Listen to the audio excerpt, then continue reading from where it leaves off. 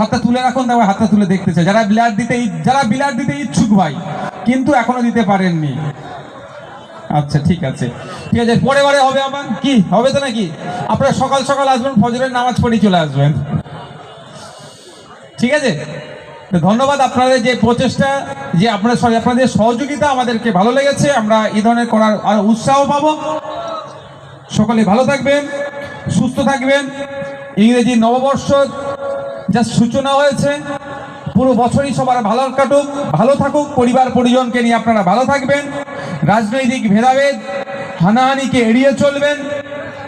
সাম্প্রদায়িক রাজনীতি যারা করার চেষ্টা করছে, যারা মানুষে মানুষে বিভেদ তৈরি করার চেষ্টা করছে, তাদেরকে আমরা গণতান্ত্রিক প্রক্রিয়ায় জনবিচ্ছিন্ন করব। তাদেরকে আমাদের সমাজে কোনো আমরা স্থান দেব না। আমরা সম্প্রীতি, ঐক্য, ভ্রাতৃত্বের সাথে বিগত দিনে যেমন বসবাস করছি, আগামী দিনেও আমরা শুধু ভাঙড়বাসী নয়, পশ্চিমবাংলার বাসী নয়, সারা ভারতবাসী ঐক্যবদ্ধ হয়ে আমাদের সভ্যতাকে, আমাদের দেশকে, আমাদের জাতিকে আমরা সাফল্যের উচ্চ শিখরে নিয়ে যেতে আমরা বদ্ধপরিকর হব। এই শপথ রেখে আমি আমার বক্তব্য সমাপ্ত করছি। ধন্যবাদ।